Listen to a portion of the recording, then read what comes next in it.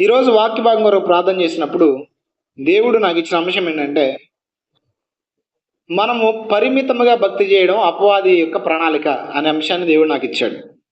సాధారణంగా దేవుడు బైబిల్లో ఏం సెలవిచ్చాడంటే, నేను మొదటి వాడును కడపటి వాడును, నిన్న నేడు నిరంతరము ఏకరీతిగా ఉన్న దేవుడు అని సెలవిచ్చాడు. ఇప్పుడు దేవుడు నిన్న నేడు ఒకే రీతిగా ఉంటే, ఆయన నిన్న నేడు సజీవుడిగా ఉంటే ఆయన కార్యాలు కూడా ఎప్పుడు సజీవంగా ఉండాలా లేదా? ఎప్పుడు సజీవంగా ఉండాలి. కానీ బైబిల్ గ్రంథంలో భక్తులైన వారి జీవితంలో జరిగిన కార్యాలు ఈరోజు చాలా మన జీవితంలో జరగట్లా. ఈరోజు మనం ప్రార్థన చేసినప్పుడు చాలాసార్లు దేవుడి నుంచి జవాబు రావట్లా. మనం ఏం చేస్తున్నామంటే దేవుడు చేయట్లేదు. కొంతమంది అయితే వారు జవాబులు చూడక, వారు దేవుడి నుంచి కార్యాలు పొందలేక వాళ్ళు ఫిక్స్ అయిపోయిన ఒక విషయం ఏంటంటే, దేవుడు అందరికీ కార్యాలు చేయడు. దేవుడు ఆ కాలంలో చేశాడు కానీ ఈ కాలంలో ఆయన చేయడు, వాక్యం మాత్రమే సరిపోద్దని చెప్పేసి చాలా మంది ఈరోజు ఫిక్స్ అయిపోయి ఉన్నారు. హల్లెలూయా. కానీ ఇక్కడ స్పష్టంగా వాక్యం ఏం సెలవిస్తుందంటే, ఆయన నిన్న నేడు నిరంతరము ఏకరీతిగా ఉన్నాడు. ఆనాడు ఆయన ఏ కార్యాలైతే ప్రజల జీవితాల్లో చేశాడో నేటికి కూడా సజీవుడై అదే కార్యాలు దేవుడు మన జీవితాల్లో కూడా చేయడానికి సిద్ధంగా ఉన్నాడు. కానీ ఎందుకు మన జీవితాల్లో దేవుని కార్యాన్ని చూడలేకపోతున్నాం? ఎందుకు దేవుని శక్తిని పరిమితంగానే మనం అనుభవించగలుగుతున్నాం? కొంతమందిలో ఉండే విశ్వాసం ఏంటంటే, దేవుడు చిన్న చిన్న కార్యాలు అయితే చేయగలడు. చాలా మంది అయితే ఇలా మాట్లాడుతూ ఉంటారు, దేవుడైనా ఏం చేస్తాడు, దేవుడైనా ఎంతవరకు చేస్తాడు, దేవుడైనా కొంతవరకే కదా చేసేదని అపరిమితమైన దేవుని శక్తిని పరిమితి చేసి మాట్లాడుతూ ఉంటారు. ఇక్కడ మనం ప్రాముఖ్యంగా గుర్తుపెట్టుకోవాల్సిన ఒక విషయం ఏంటంటే, దేవుడు ఎప్పుడు కూడా తన అపరిమితమైన శక్తిని చూపించడానికి సిద్ధంగా ఉన్నాడు.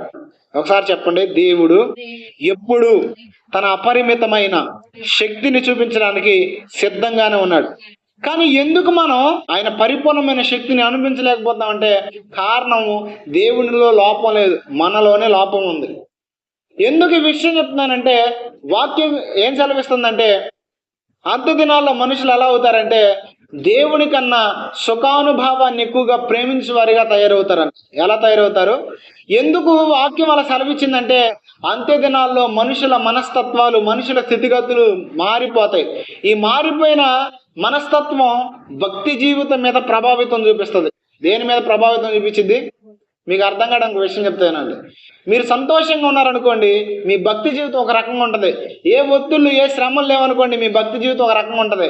కానీ శ్రమల మధ్య, ఒత్తిళ్ళ మధ్య వెళ్తున్నప్పుడు మన భక్తి జీవితం ఎలా ఉంటుంది? ఆటోమేటిక్గా మారిపోదా?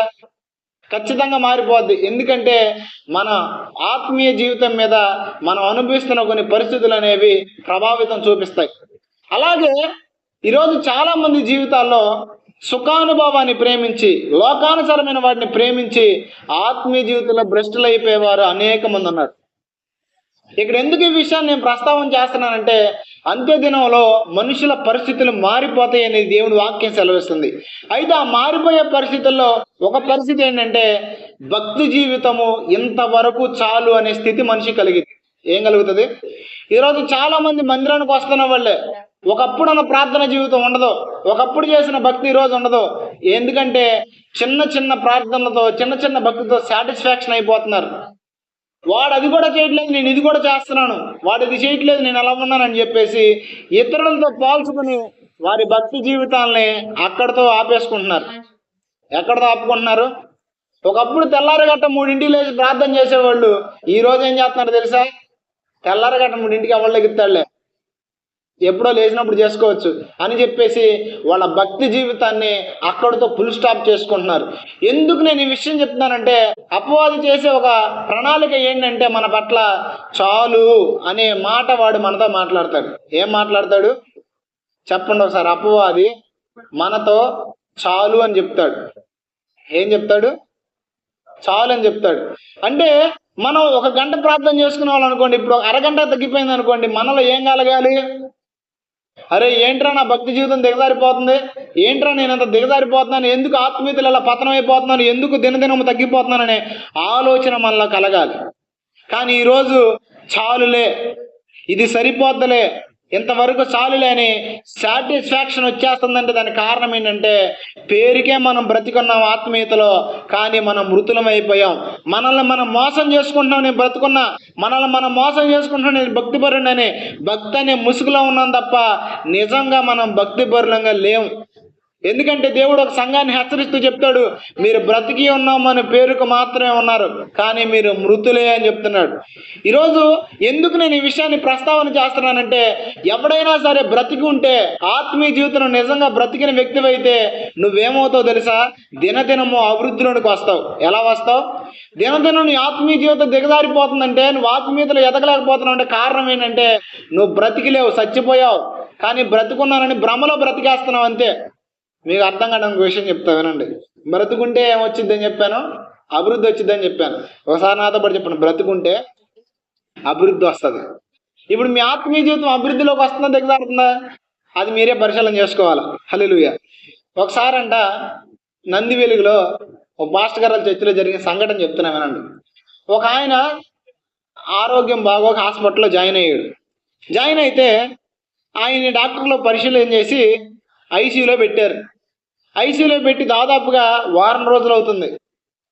జస్ట్ ఆయన ఊపిరి తీసుకున్నాడు, ఊపిరి వదులుతున్నాడు అంతే, లెగవట్లేదు, మాట్లాడలేదు. అదేంటంటే డాక్టర్లు రోజుకి వేలుకి వేలు ఖర్చు పెడుతున్నారు, మందులు రాస్తున్నారు, కానీ ఆయనలో ఎటువంటి ప్రతిఫలం లేదు. అయితే ఆయనకి మామూలుగా బాగున్నప్పుడు గెడ్డం చేసే ఒక మంగళాయన ఉన్నాడంట. ఎవరో మంగళంటే ఎవరో తలపని చేసి షవర్మా చేసేవాడు మంగళే, అంతే కదా. ఆయన చూద్దామని చెప్పేసి వెళ్ళాడంట. వెళితే ఆయన డిక్లేర్ చేసి చెప్పేశాడు, ఈయన బతికిలేడు, చచ్చిపోయి చానాళ్ళు అయింది, వీళ్ళు మిమ్మల్ని మోసం చేస్తున్నారని చెప్పాడంట. తర్వాత వీళ్ళందరూ వెళ్ళి ఐసీయూలోకి రానివ్వరు కదా, రానిస్తారా? అందరినీ రానివ్వరు, ఐసీయూలోకి రానివ్వట్లే వెళ్ళినాయి. కానీ ఈయన చెప్పిన మాటను బట్టి వెళ్ళి చూస్తే నిజంగానే చచ్చిపోయాడంట. అప్పుడు ఈ మంగళ ఆయన అడిగారంట, ఎట్లా చెప్పావు నువ్వు ఆయన చచ్చిపోయాడని? మాకే అర్థం కాలేదు కదంటే, బాబు ఆయన హాస్పిటల్లో జాయిన్ అయ్యే ముందు నేను గడ్డం గీశాను, ఇప్పుడు కనుక ఆయన నిజంగా బతికుంటే, ఆయనలో కనుక జీవం ఉంటే ఆ గడ్డం ఏమవ్వాలి? పెరగాల. కానీ ఇప్పుడు పెరగల, ఐసీయూలో పెట్టి మిమ్మల్ని మోసం చేశారని చెప్పాడు. చూడండి, బ్రతికుంటే ఏమొచ్చింది ఇక్కడ? మార్పు వస్తుందా రాదా? నీ జీవితంలో మార్పు వచ్చిందా రాదా?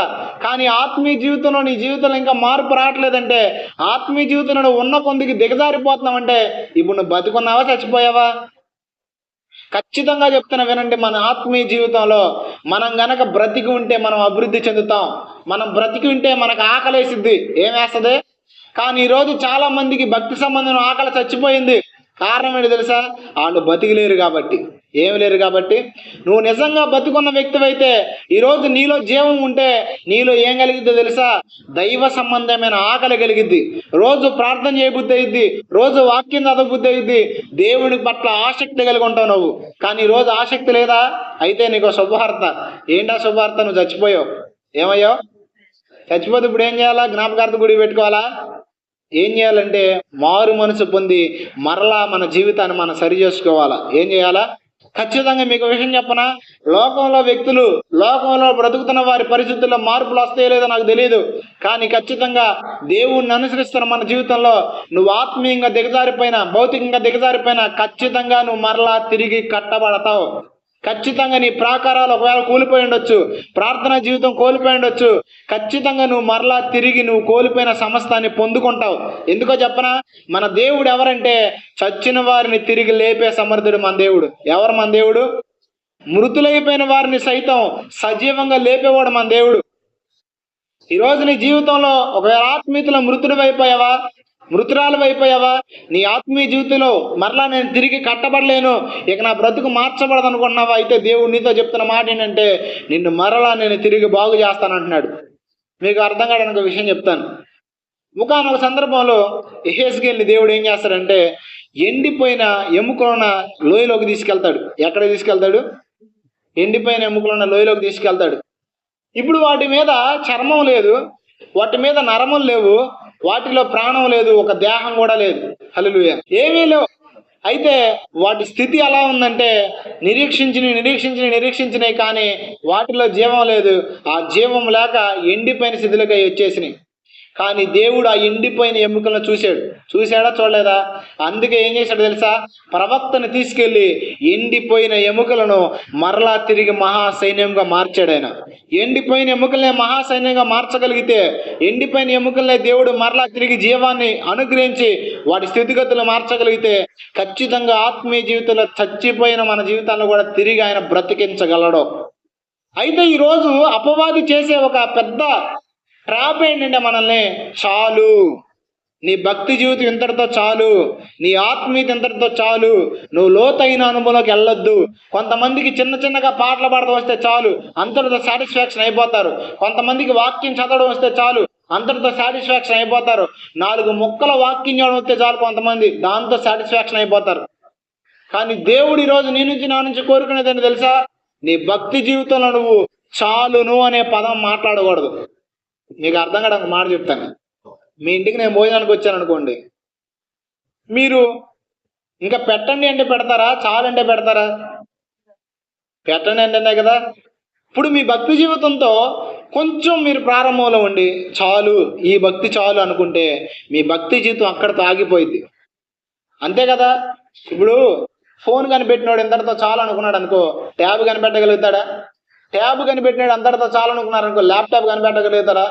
ల్యాప్టాప్ కనిపెట్టినాడు చాలు అనుకున్నారు అనుకో, ఇంకా కంప్యూటర్స్ అవన్నీ వచ్చాయా? చాలు అని ఎక్కడ మనం ఆలోచన చేస్తామో అక్కడ మన జీవితాలు ఆగిపోతాయి. ఏమవుతాయి? అందుకే భక్తి జీవితంలో మనకి ఎప్పుడు కూడా చాలు అనే పదం రాకూడదు. ఏం అడగాలి తెలుసా? ఇంకా ఇవ్వు ప్రభా, ఇంకా ఇవ్వు ప్రభా, ఇంకా ఇవ్వు ప్రభా అని అడగాలి. కానీ ఈరోజు చాలా మందిలో ఉండే ఆలోచనలు ఏంటంటే, ఇది చాలు, నేనైతే దేవుడిని ఏమడుకోండి తెలుసా? తినడానికి తిండి, కట్టుకోవడానికి బట్టలు, ఉండటానికి ఒక ఇల్లు చాలు అనేవాడిని, ఏమనేవాడిని. కానీ దేవుడు చెప్తున్న మాట ఏంటంటే, నువ్వు అనేక జనములకు అప్పివ్వాలి. ఏమివ్వాలా? అలా నీ స్థితి మార్చబడాలా, నువ్వు అనేకుల్ని పోషించేటట్లు నీ బ్రతుకు మార్చబడాలా. అది నీ పట్ల దేవునికి ఉన్న ఒక ఉద్దేశం. ఈ ఉద్దేశాలు జరిగించబడాలంటే, ఈ ఉద్దేశాలు నెరవేర్చబడాలంటే ఇప్పుడు నీలో ఏం రాకూడదు? చాలు అనే పదం రావచ్చా? కొంచెం కలంగానే చాలేక ఈ బ్రతుకు చాలు, కొద్దిగా బాగుండగానే ఈ ప్రార్థన జీవితం చాలు. కొంతమంది దౌర్భాగ్యులైన తల్లిదండ్రులు ఉంటారు. ఎవరో దౌర్భాగ్యులను ఎందుకు నేను అంటున్నానంటే, పిల్లలను కూడా జీవితాలను నాశనం చేయడానికి వాళ్ళే ప్రాముఖ్యమైన పాత్ర వహిస్తారు. నాకు తెలిసిన వాళ్ళు చాలా మంది పిల్లలు మారు మనసు పొంది బాప్తిసం తీసుకోవడానికి సిద్ధపడి దేవుని మందిరానికి క్రమంగా వస్తుంటే వాళ్ళు చెప్పే ఒక దౌర్భాగ్యమైన సలహా ఏంటో చెప్పనా? ఆ సలహా ఏంటంటే, అరే చర్చికి వెళ్తే చాలు, వాక్యం విను చాలు, కానీ మారు మనసు అన్నావు, బాప్తిసం అన్నావు, ఇవన్నీ వద్దంటారు. తర్వాత ఏమైందో చెప్పనా? ఆటోమేటిక్గా వాళ్ళు పాపంలో పడి చాలు అన్న వీళ్ళే తాట తీసేటట్టు చేస్తారు. అంతే కదా. వీళ్ళు పాపంలో పడిన తర్వాత ఏడుస్తారు. ఖచ్చితంగా చెప్తున్నాను, ఎక్కడైతే చాలు అనే పదం వస్తుందో, ఎక్కడైతే ఇంత చాలు అని వస్తుందో అక్కడ అపవాది ప్రణాళిక ఖచ్చితంగా ఉంటుంది. అందుకే మీ పిల్లల జీవితంలో మీ పిల్లలు మారు మనసు పొందితే మీరేమనకూడదు? ఒకవేళ పాపాన్ని గురించిన అవగాహన వారికి కలిగి మారు మనసు పొంది బాప్తిసం తీసుకోవడానికి సిద్ధపడితే మీరేమనకూడదు. కానీ చాలా మంది తల్లిదండ్రులు చేసే పని ఏంటి తెలుసా? ఇప్పుడే ఎందుకు అంటే వీళ్ళే ఫిక్స్ అయిపోతున్నారు. ఏమని? మా పిల్లలు పాపం చేసేస్తారు, మా పిల్లలు పాపంలో పడిపోతారు, చెడిపోతారని వీళ్ళే ఫిక్స్ అయిపోతున్నారు. ఖచ్చితంగా చెప్తున్నాం, మన జీవితంలో చాలు అనే పదం ఎప్పుడైతే వస్తుందో అప్పుడే నాశనంకు కర్త అయిన అపవాది అక్కడికి వస్తాడు. ఏం చేస్తాడు? చాలు అన్నావు కదా, ఇక చాలు అనే చోట నేను పట్టుకుంటాడు. ఏం చేస్తాడు?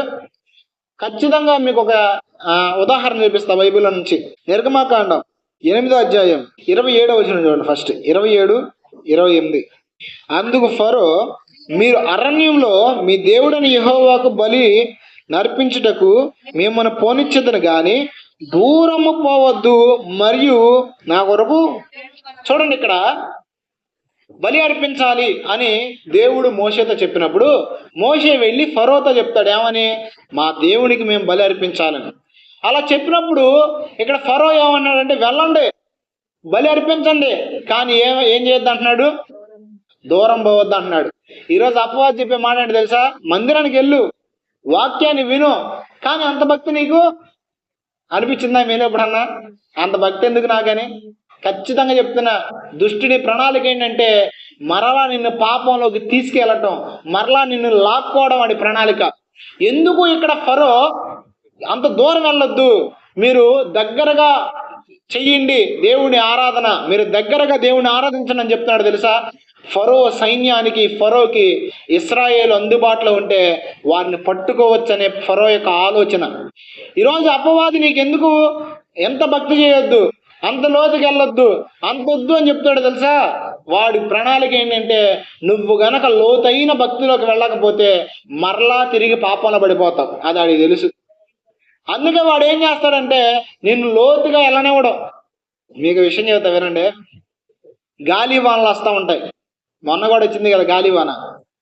కొన్ని పెద్ద పెద్ద చెట్లు కూడా పడిపోతూ ఉంటాయి గాలివానకి. కొన్ని చిన్న చిన్న చెట్లు కూడా పడిపోవు. ఎందుకు పెద్ద చెట్లు పడిపోతాయి, ఎందుకు చిన్న చెట్లు పడిపోవు అంటే పెద్ద చెట్లు వేర్లు కొన్ని పైన ఉంటాయి. పైన ఉన్నప్పుడు ఏమైతే తెలుసా, లోతుగా పోనప్పుడు ఏమైతే తెలుసా, ఆటోమేటిక్గా గాలి వానలకై పడిపోతూ ఉంటాయి. చిన్న చెట్లు సైతం ఎందుకు పడవో తెలుసా, వాటి వేర్లు లోతుగా వెళ్తాయి కాబట్టి, వాటి వేర్లు లోతుగా పట్టుకుని ఉంటాయి కాబట్టి పడిపో. ఈరోజు మీరు లోతైన అనుభవంలోకి వెళ్ళాలనుకుంటున్నారా, ప్రభువా నన్ను ఇంకా లోతుగా నడిపించాలని అడుగుతున్నారా, ఉన్నది జాలే, ఆదివారం వెళ్తే జాలే, శుక్రవారం వెళ్తే జాలే అని అనుకుంటున్నారా, ఖచ్చితంగా మీ భక్తి జీవితాల్లో ఈ మార్పు రావాలా.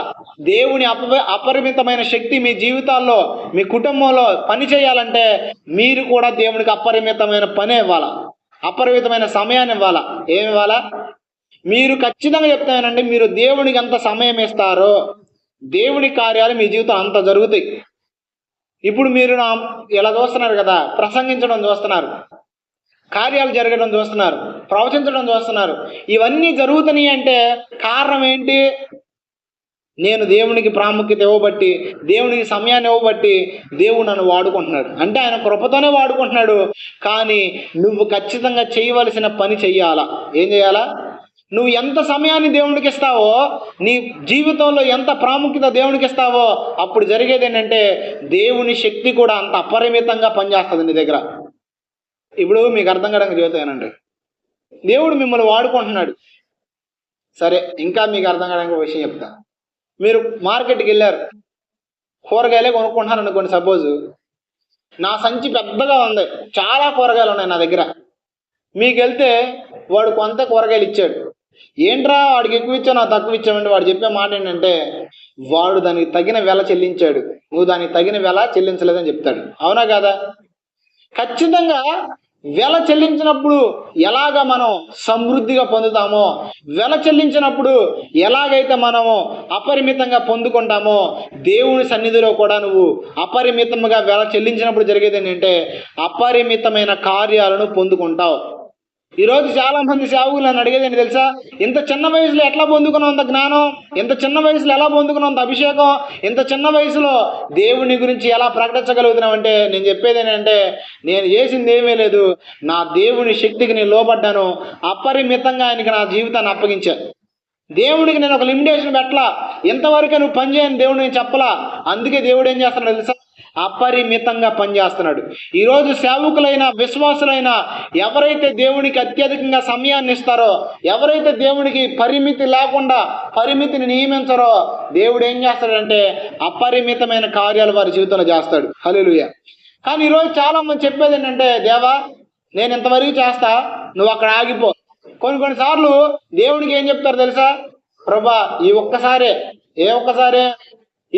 నేను తప్పు చేస్తా, ఈ ఒక్కసారి నేను పాపం చేస్తానని దేవునికి కొన్ని అడ్డంకులు పెడతారు.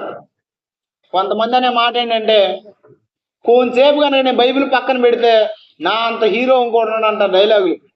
అంటే ఎందుకు ఈ డైలాగులు అన్నీ వస్తున్నాయంటే నువ్వు దేవునికి ఒక పరిమితి పెట్టేశావు. ఏం పెట్టేశావు?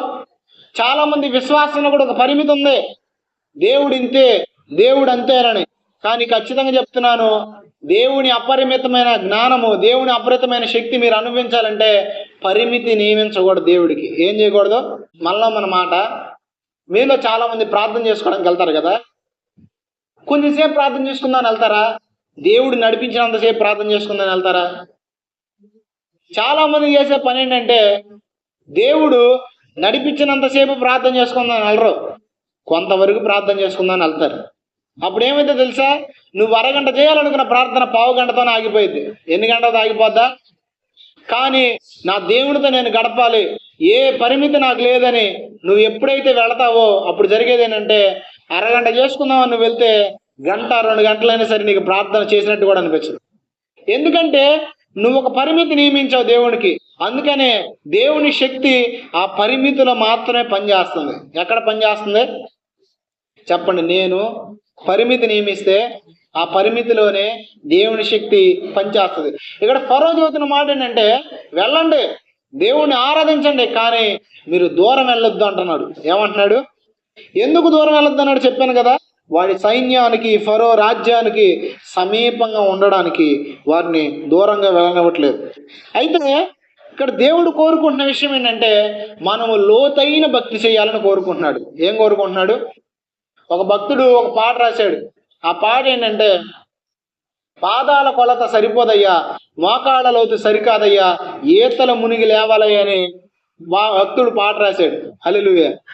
ఎందుకు ఈ విషయం చెప్తున్నానంటే, పరిశుద్ధాత్మ అనుభవంలో, భక్తి అనుభవంలో చాలా మంది అనుభవం ఎలా ఉంటుందంటే కాళ్ళ వరకే ఉంటుంది, చీల మండల వరకే ఉంటుంది. ఎలా ఉంటుంది చూడండి. యెహెజ్కేలు దేవుడు ఒకసారి ఒక దర్శనం ద్వారా యెహెజ్కేలు ద్వారా ఇట్లా మాట్లాడుతున్నారు చూడండి. యెహెజ్కేలు గ్రంథం 47వ అధ్యాయం 3 నుంచి కొన్ని వచనాలు. చేత పట్టుకొని తూర్పు మార్గమున బయలు వెళ్ళి 1000 మూరలు కొలిచి ఆ నీళ్ల గుండా నన్ను నడిపింపగా నీళ్లు చీలమండలము లోతు ఉండేను. తర్వాత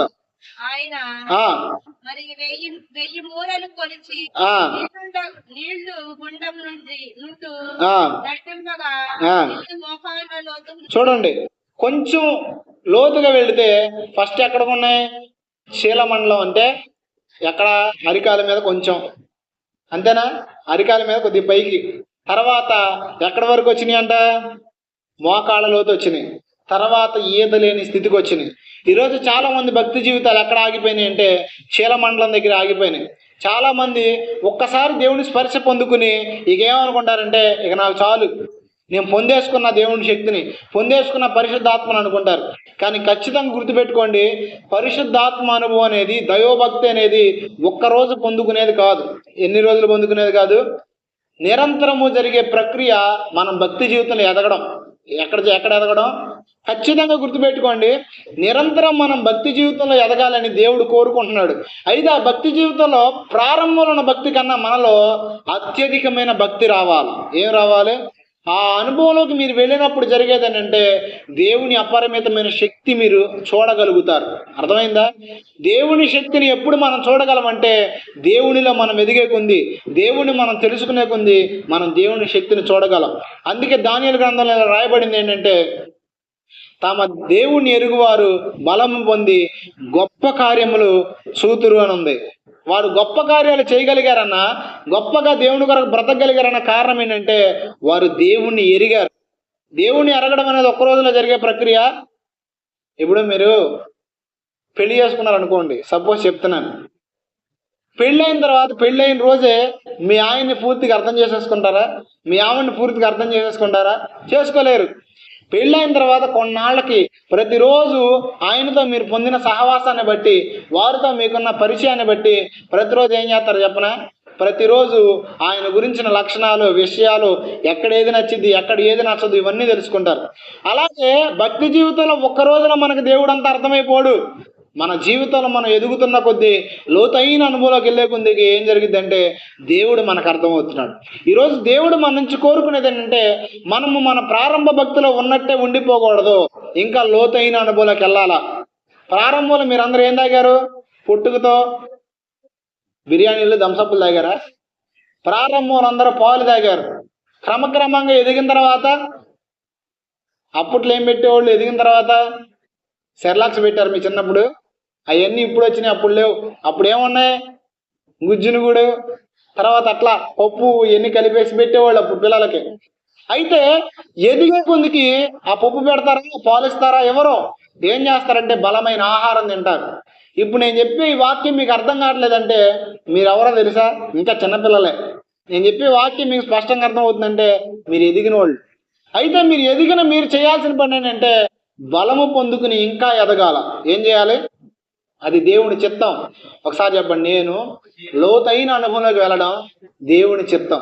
ఎందుకు లోతైన అనుభవంలోకి వెళ్ళడం దేవుని చిత్తం అంటే, మొట్టమొదట లోతైన అనుభవంలో మనల్ని ఎవ్వరూ కదిలించలేరు.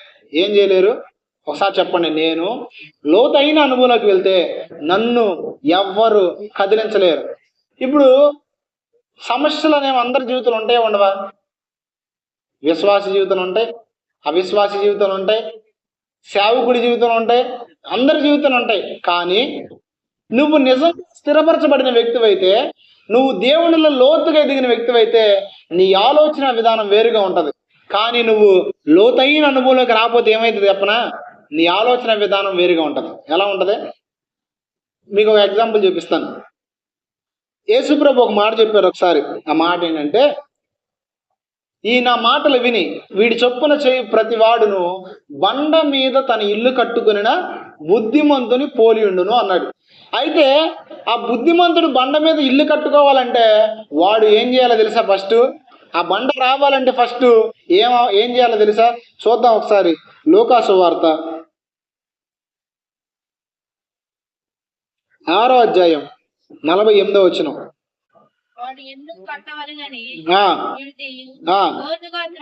లోతుగా త్రవ్వి. ఆగండి, బండ ఎక్కడుంది? ఇప్పుడు పైన ఉందా? లోతులో ఉంది. ఎక్కడుంది?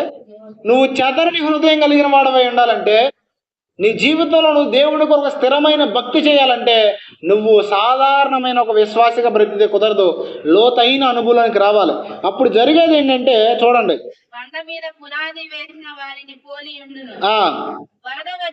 వరద వచ్చిద్దా రాదా?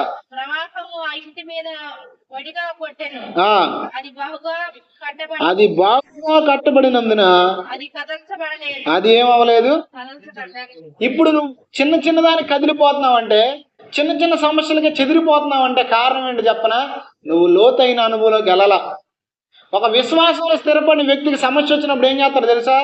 దేవుని వైపు చూస్తాడు. ఎవరి వైపు చూస్తారు?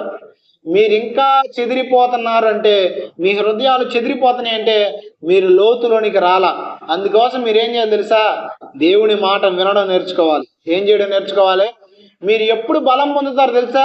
ఒకవేళ మీరు ఆత్మీయ జీవితాన్ని ఎదగలేకపోతున్నారంటే కారణం ఏంటంటే మీరు సరైన ఆహారాన్ని తింటలా. చేతిలో మనకు బైబిల్ ఉంటుంది, సంఖలో బైబిల్ ఉంటుంది, తల కింద బైబిల్ ఉంటుంది, కానీ బుర్రలో ఉండదు వాక్యం. ఎప్పుడు మనం బలం కలిగి దేవుడి కొరకు బ్రతకగలమంటే దేవుడు మనకు బలాన్ని ఇచ్చినప్పుడు. దేవుడు ఎప్పుడు మనకు బలాన్ని ఇస్తాడు తెలుసా? వాక్యాన్ని మనం తిన్నప్పుడు. ఎప్పుడు చెప్పండి? వాక్యాన్ని తింటే మనకు బలం వస్తుంది. అందుకే ఇక్కడ దేవుడు ఏం చెప్తున్నాడంటే, ఎవరు నా మాటలు వింటారో, ఎవడు లోతుగా తవ్వుతాడో వాడు బండ మీద కట్టుకుంటాడు. ఇప్పుడు మనం ఎక్కడున్నాము? లోతైన అనుభవంలోనికి రావాలి. ఫస్ట్ లోతైన అనుభవంలోకి వస్తే ఏం జరిగిద్ది? మనం కదిలించబడం. రెండవది, లోతైన దాంట్లోనే సత్యం ఉంది. ఎక్కడుంది? తీయాల్సిన అవసరం లేదు. ప్రసంగి గ్రంథం 7వ అధ్యాయం 24వ వచనం ఏముందంటే, సత్యమైనది దూరముగాను బహులోతుగాను ఉన్నది, దానిని పరిశీలన చేయగలవాడని వాక్యంలో ఉంది. అంటే ఎప్పుడు మనం సత్యంలోకి వెళ్తామో, ఎప్పుడు మనం లోతులోకి వెళ్తామో అప్పుడు మనకేమర్థమైంది? సత్యం అర్థమైంది. ఈరోజు చాలా మందికి యేసు ప్రభు గురించి తెలుసు, యేసు ప్రభువుని గురించి వింటారు, కానీ ఎందుకు బ్రతుకులు మారట్లేదు తెలుసా? ఎందుకు సర్వసత్యంలోకి వెళ్ళట్లేదు తెలుసా? ఒకటే, వాళ్ళు లోతులోకి రాలా. ఇంకా ఎక్కడికి రాలా? నువ్వు లోతైన అనుభవంలోకి లేకుంది. నీ వయసుతో పరిమితి లేదు. నీ వయసును బట్టి నువ్వు లోతైన అనుభవంలోకి రావు. నీ సీనియారిటీని బట్టి రావు. దేన్ని బట్టి వస్తావు తెలుసా? పరిశోధనను బట్టి వస్తావు. దేవుని గురించిన పరిశోధన, వాక్యాన్ని గురించిన పరిశోధన బట్టి నువ్వు లోతైన అనుభవంలోకి వెళ్తావు. మొట్టమొదటి నువ్వు గనక లోతుగా దేవుని అన్వేషణ చేసి తెలుసుకుంటే, దేవుని మాట పాటిస్తే, దేవుని లోతుగా తెలుసుకుంటే ఎవ్వరు నిన్ను కదిలించలేరు. రెండవది ఏంటంటే సత్యాన్ని నువ్వు తెలుసుకుంటావు. ఎవరిని తెలుసుకుంటావు? సత్యం అంటే ఎవరు? యేసు. అప్పుడు ఖచ్చితంగా నువ్వేమవుతావు తెలుసా? విడిపించబడతావు పాపం నుంచి. ఏం చేయబడతావు? సత్యం మనల్ని ఏం చేస్తుంది? సత్యం మనలను స్వతంత్రులుగా చేయనని వాక్యంలో దేవుడు రాయించాడు. మూడో పాయింట్ చెప్పేసి నేను ముగించేస్తాను. మూడవది, లోతైన అనుభవంలోకి మనం వెళ్తే మనం దేవుని చేత ఆశీర్వదించబడతాం. ఏమవుతాం? మీకు ఒక ఎగ్జాంపుల్ చూపిస్తాను. లూకా సువార్త 5వ అధ్యాయము 4వ వచనం. ఆయన బోధించుట చాలించిన తర్వాత నీవు దోణెను లోతునకు నడిపించి చేపలు పట్టుటకు మీ వలలు వేయమని సీమోనుతో చెప్పగా, సీమోను ఏలినవాడా, రాత్రంతయు మేము ప్రయాసపడితిమి గాని మాకేమీ దొరకలేదు, అయినను నీ మాట చొప్పున వల వేయుతుమని ఆయనతో చెప్పాను. వారు అలాగూ చేసి విస్తారమైన చేపలు పట్టిరి, అందుచేత వారి వలలు పిగిలిపోవుచుండగా. చాలు. ఇక్కడ కనుక మనం గమనిస్తే రాత్రంతా శ్రమ పడ్డారంట వాళ్ళు. అయినా కూడా వాళ్ళు ఏమి పొందలా, అయినా కూడా వాళ్ళు ఏమి సంపాదించుకోవాలా. కానీ ఇక్కడ చూడండి, ఎప్పుడైతే దేవుని మాట విని వారు లోతునకు వెళ్ళారో, లోతునకు వారు ఓడను నడిపించారో, అప్పుడు జరిగింది ఏంటంటే విస్తారమైన చేపలు అక్కడ ఉన్నాయి. ఎక్కడున్నాయి? ఈ రోజు నీ అపవాది నిన్ను నీ భక్తి జీవితంలో ఇంతవరకు చాలని భ్రమలో పెడుతున్నాడేమో, అందుకే నీ ఆశీర్వాదం కూడా అంతవరకే ఉంది.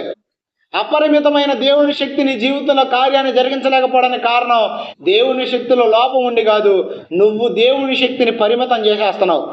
ఇక్కడ కనుక పేతురు గారు సపోజ్ చెప్పుకుందాం, లోతునకు తీసుకెళ్ళంటే నీకేం తెలుసు? మనలో మన మాట. యేసుప్రభు వృత్తి ఏంటి? యేసుప్రభు వృత్తి ఏంటి? ఆయన వడ్రంగి పని చేసే ఆయన, అవునా కదా? వీళ్ళ వృత్తి ఏంటి? పేతురు గారి వృత్తి చేపలు పట్టే వృత్తి.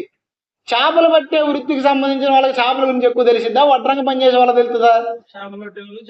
అంతే కదా. ఇప్పుడు వాళ్ళకి ఈయన ఎట్లా చెప్పగలిగాడంటే, వాళ్ళు ఒకవేళ చెప్పినా ఎలా వినగలిగారంటే, ఈయన దేవుడు అని వారు గ్రహించారు. ఈయన దేవుడు, ఎవరైతే ఈయన మాట వింటారో, ఎవరైతే ఈయన మాట విని లోతైన అనుభవంలోకి వస్తారో, ఖచ్చితంగా వారి జీవితాల్లో వారు సంపాదించుకోలేనివి ఆయన సంపాదిస్తాడు. ఎవరు సంపాదిస్తారు? ఒకవేళ మీరు అనుకోవచ్చు, ఎంతవరకు నేను దీన్ని సాధించాలనుకున్నా, దాన్ని సాధించాలనుకున్నా, నా శాయశక్తిలా ప్రయత్నించా, నా వల్ల కావట్లేదని. అయితే నేను చెప్తున్నాను, నువ్వు ఎంతవరకు పోరాడి సాధించలేనివన్నీ నువ్వు గనక ఆత్మీయ జీవితం మీద దృష్టి పెట్టి ఆయన మాట వినగలిగితే ఆయన నీకు ఖచ్చితంగా ఒక్క రోజులో నీకు అనుగ్రహిస్తాడు. వాళ్ళు మహా అయితే కొన్నే పట్టేవాళ్ళేమో, కానీ ఇక్కడ రాయబడింది ఏంటంటే విస్తారమైన చేపలు ఉన్నాయంట దాంట్లో. ఎప్పుడైతే నువ్వు ఆయన మాట వింటావో జరిగేది ఏంటంటే లోతైన అనుభవంలోకి వెళ్తావో, ఆత్మీయ జీవితంలో చాలు అనే పదం నువ్వు అనవో, ఇంకా నన్ను లోతు తీసుకెళ్ళి ప్రభా, ఇంకా నన్ను లోతు తీసుకెళ్ళి అడుగుతావో, అప్పుడు జరిగేదేంటి తెలుసా? దేవుడు నిన్ను అపరిమితంగా దీవిస్తాడు. ఎలా దీవిస్తాడు? ఇక్కడ వల పట్టేంత వలలు పిగిలిపోయి అంత ఇచ్చాడు.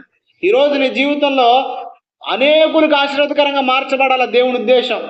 మీకు మాట చెప్పన, దావీదు అనే మాట ఏంటంటే, నా గిన్నె నిండి పొర్లుచున్నది అంటాడు. గిన్నెలో ఉన్నదంతా మీది, పొంగి పొర్లేదంతా ఇతరుల కోసం.